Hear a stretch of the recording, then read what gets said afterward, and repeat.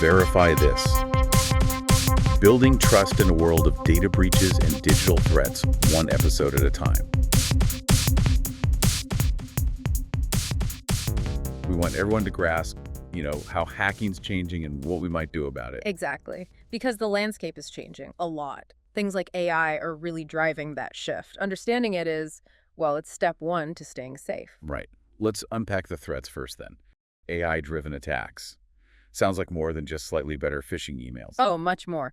Think AI that doesn't just write a convincing fake email, but learns your specific online behavior. It crafts attacks tailored just for you. Wow. Yeah, and these things learn on the fly. They adapt in real time, so they get harder and harder to spot. That's a serious escalation. Generating fake video, fake audio, it's becoming almost trivial. Imagine getting a call, sounds exactly like your bank, asking for details. But it's AI. Uh-huh. The potential for fraud there seems massive. Enormous. And it's not just hypothetical. This tech is improving rapidly. And ransomware that's evolving too, right? It's not just locking files anymore. No, the game has definitely changed. It's often about data theft now. Yeah. They steal your sensitive info, then threaten to leak it publicly. Ugh. So they're hitting reputation operations. Yeah. Much broader than just encrypted files. Precisely. It's far more coercive, much more damaging, potentially. It also feels like, well, all our connected gadgets, the Internet of Things, IoT stuff, are they really entry points? My smart toaster. Maybe not the toaster yet, but yeah, smart thermostats, security cameras, even smart speakers. They're all potential doorways for attackers. Because the security isn't always great on them. Often, yeah. And there are just so many of them. It creates this huge attack surface, lots of potential weak spots. Okay. And quantum threats, the forecast mentions that too. Sounds a bit sci-fi, future stuff. It is more long-term, but it's definitely on the radar. The idea is a super powerful quantum computer could, theoretically, break most of the encryption we rely on today. Break it easily? Potentially, yes. In minutes, maybe. So while it's not an immediate panic for most, thinking about post-quantum security is definitely a smart move for the future. So threats getting smarter, more varied.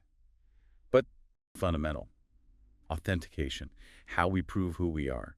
Breaches still start with bad passwords. That's the core issue, really. Passwords are, well, they're the weak link. We reuse them, we make them simple, we fall for scams, they get compromised constantly. Even with multi-factor authentication, like getting a text code. Even that. SMS codes can be intercepted, SIM cards swapped. It's better than just a password, sure, but it's not foolproof. Not by a long shot. Which brings us to the solution part. V2 verifies voice biometric authentication. How's just using your voice better than, say, a password? Well, the key thing is your voice print, the actual characteristics of your voice, is unique, like a fingerprint, but, vocal. And you can't just give it away or have it stolen easily like a password. It's inherently yours. Exactly. And it's very, very hard to fake convincingly, especially against good biometric systems. Good against deepfakes, too, and replay attacks.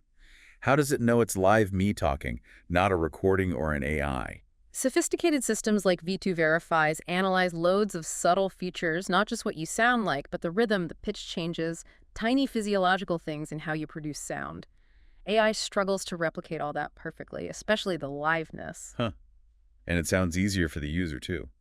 No passwords to forget, no authenticator app needed. That's a massive plus. Yeah, it's frictionless. You speak a short phrase. Quick, easy, and it scales really well for different situations. Call centers, apps, secure logins. And it's designed with the future in mind.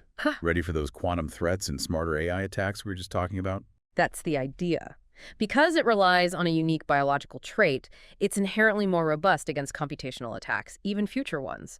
It kind of sidesteps the whole encryption-breaking problem for authentication itself. It really makes you reconsider current habits. The forecast is pretty blunt. Relying on old methods in 2025, that's looking like a big risk. It is. We absolutely need to be proactive. You can't just wait for a breach to happen when the threats are evolving this quickly. Our defenses have to keep pace. So the takeaway seems clear. How we do authentication needs a serious rethink. And things like voice biometrics, the V2 Verify example, look like a really strong contender for securing our digital selves going forward. Absolutely. The sources paint this picture. Threats are ramping up, driven by AI, exploiting old weaknesses. And voice biometrics directly addresses that core password vulnerability in a pretty future-proof way.